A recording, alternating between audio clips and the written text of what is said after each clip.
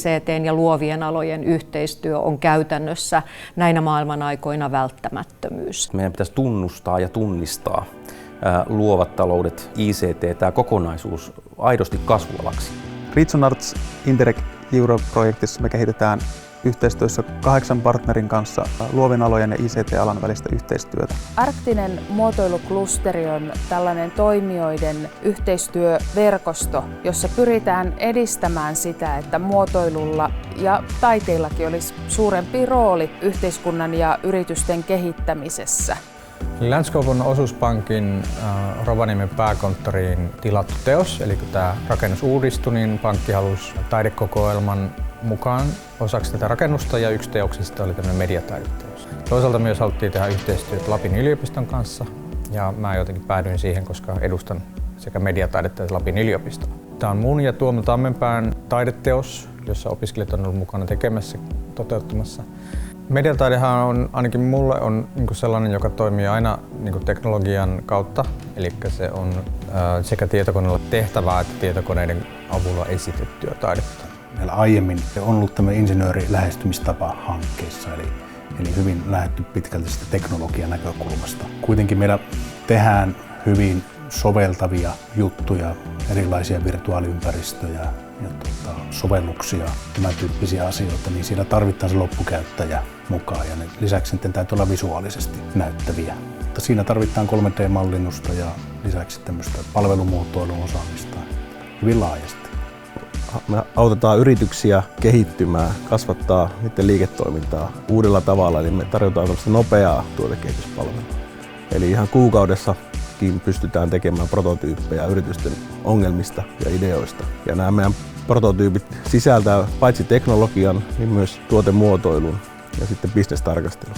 Saatiin valmistettua prototyyppi, joka on alun perin suunniteltu puusta valmistettavaksi ja sitä on 3D-maailmassa pyöritetty, visuaalista ilmettä pyöritetty, muotoja, valoja, erinäköisiä toimintamalleja.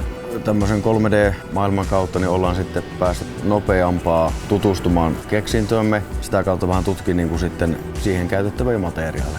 Tämä on NFC-teknologialla valmistettu ja varustettu puinen älykortti helppoon matkailuun. Me kaikki tiedämme, että Lappi on hyvin pohjoinen alue, väestöltään, väkimäärältään hyvin pieni suhteessa alueen kokoon, jotta voidaan varmistaa, että Lapissa asuvilla ja Lapissa käyvillä, täällä vierailevilla on palvelut, voidaan taata tasavertaiset palvelut. On aivan selvää, että ICT:n hyödyntäminen on välttämätöntä. Digitalisaatio, nyt kun se on ollut isona trendinä niin kuin maailmanlaajuisesti ja näkyy myös näissä niin kuin rahoituskanavissa ja rahoitusinstrumenteissa, niin se on ollut tosi hyvä juttu, että on voitu kehittää sitten sitä niin kuin ICT-hyödyntämistä ja tosiaan kun se ICT ei pärjää yksistään, että se vaatii niin kuin sitä muotoilupuolen osaamista ja business-osaamista. Niin.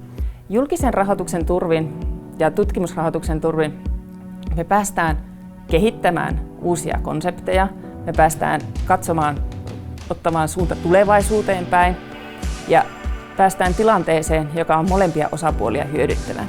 Sähköpyörät on aivan hirveä trendi ja niiden lataaminen maastossa ja oikeastaan myös ihan niin kuin muutenkin tuolla reittien varrella, niin on aika lasten kengissä, sitä se ei ole mahdollista käytännössä. Ja siitä se idea sitten sai alkunsa. Tavallaan käytännön ongelmasta päästiin ideaan. Sitten tuli tämmöistä hanketta, missä sitten oli mahdollista toteuttaa tätä ideaa, niin sitä lähdettiin yhdessä miettimään ja toteuttamaan, että onnistuisiko se, jos onnistuu, niin miten onnistuu.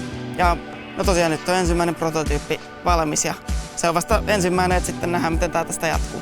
Yksi hyvin konkreettinen tapa on paikallistasolla tukea yrityksiä, jotka monesti on hyvin pieniä. Tilakysymyksissä hakee sellaista synergiaa, jossa esimerkiksi kunnat ja kaupungit voi olla sitten mukana mahdollistamassa tällaisten tilojen syntymistä. Mä näkisin, että ehkä semmoinen tärkein asia, yksi tärkeimmistä asioista olisi riskirahoituksen, nopean riskirahoituksen lisääminen. ICT ja luovien alojen yhdistämisellä me saataisiin tänne Lappiin näkyvämpi kärki, jolla voitaisiin sekä auttaa sitä uuden startup-toiminnan syntymistä, kehittää vahvemmin olemassa olevia yrityksiä, mutta myöskin houkutella investointeja Lappiin.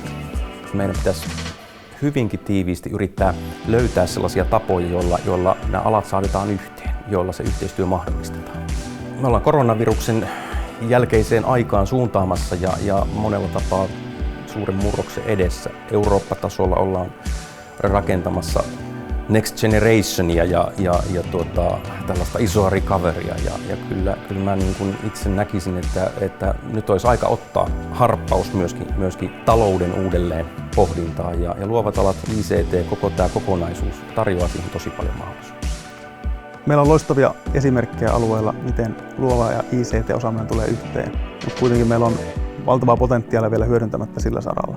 Ja tämän potentiaalin lunastamiseksi me tarvitaan monipuolisempaa tukea julkisesta rahoituksesta ja poliittisilta toimilta, että me saadaan tuotua nämä alat yhteen ja järjestelmällisesti hyödynnettyä niitä liiketoiminnan kehittämiseen.